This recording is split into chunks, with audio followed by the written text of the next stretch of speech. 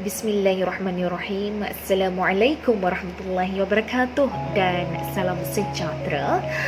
Baiklah, berkesempatan pada hari ini cikgu nak kongsikan dengan anak-anak Jelilian khususnya bagaimanakah kita nak mendapatkan minda yang positif setiap hari.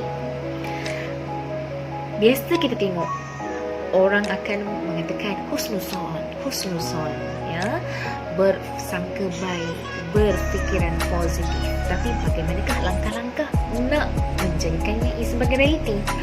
Jadi hari ini cikgu nak kongsikan dengan anda beberapa tips, ya.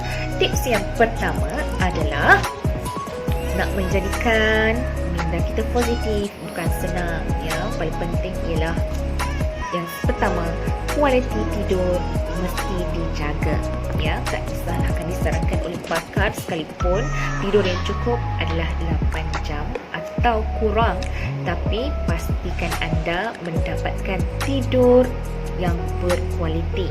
Anda mendapat kepuasan, ya, dalam tidur anda yang boleh menyebabkan anda rasa lebih bersemangat, rasa lebih fresh selepas tidur, ya. Itu adalah tanda-tanda tidur yang berkualiti.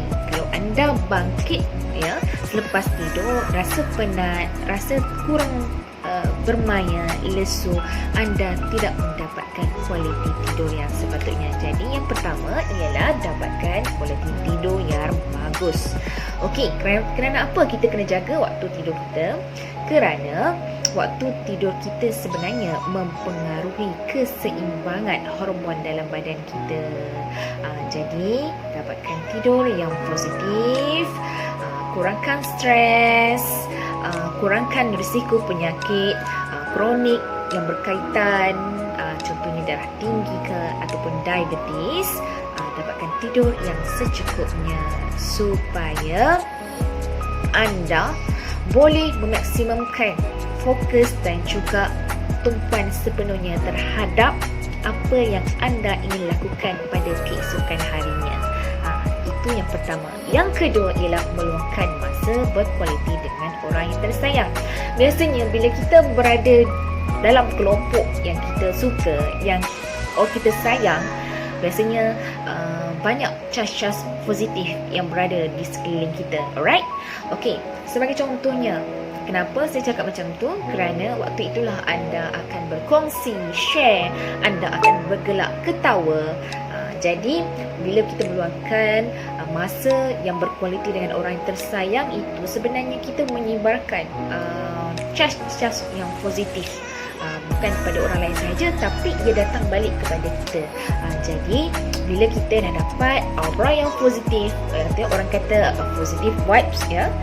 Jadi anda akan dapat seimbangkan kehidupan anda dan juga boleh meningkatkan nilai kebahagiaan diri. Jadi selalulah, ya,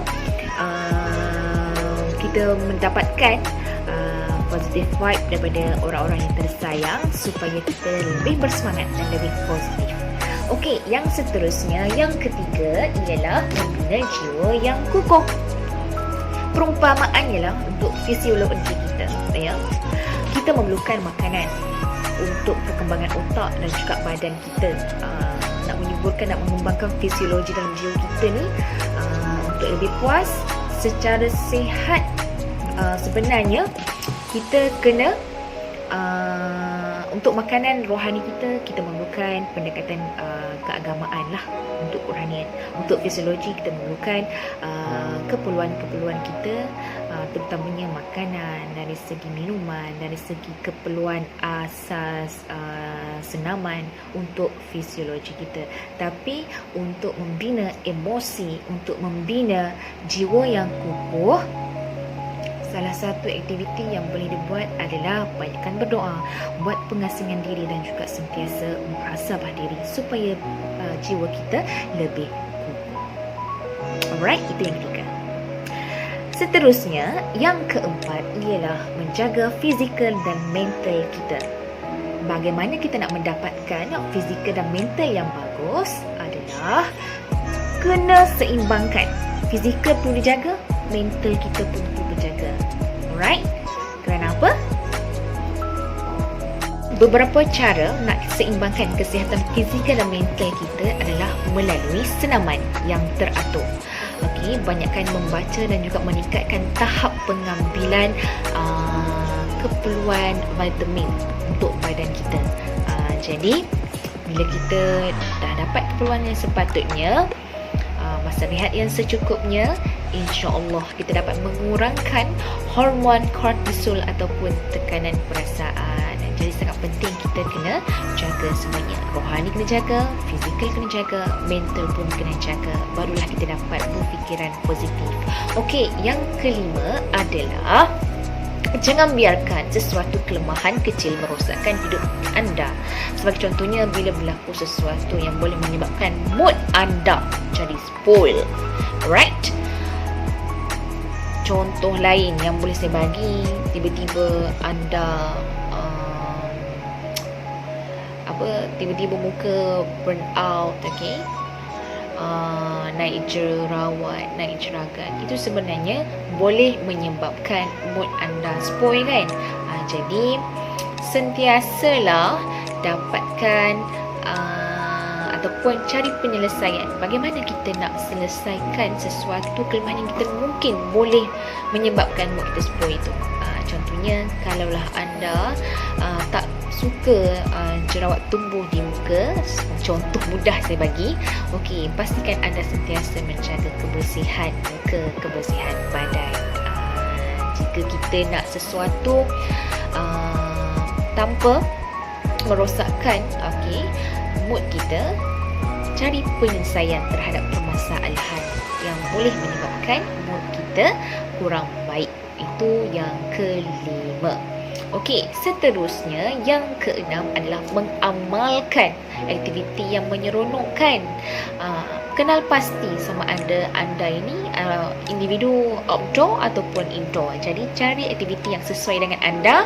Lakukan sesuatu supaya anda rasa seronok, ya. Pastikan kerja buat kita ataupun amalan aktiviti seharian kita yang menyeronokkan itu adalah secara orang kata realitinya bagus untuk anda dan juga orang luar. Jangan melintang arus buat sesuatu mungkin anda suka tapi sebenarnya tak dibenarkan oleh norma dalam kehidupan kita.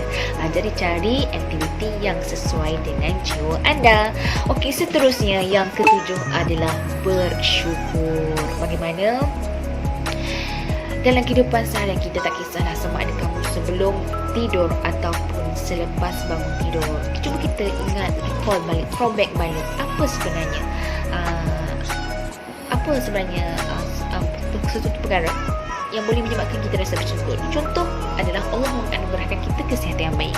Bersyukur. Okey, buat checklist. Okey, kita nak bersyukur ni tak semestinya kita kena perfect, ya. Apa yang kita rasa mungkin kita mendapat sesuatu yang mungkin lebih daripada orang lain ataupun kurang daripada orang lain, tapi sebenarnya memberi manfaat kepada kita untuk mengajar kita bersyukur.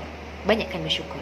Okey, bila kita bersyukur, kepuasan itu untuk kepuasan diri sendiri akan lebih meningkat.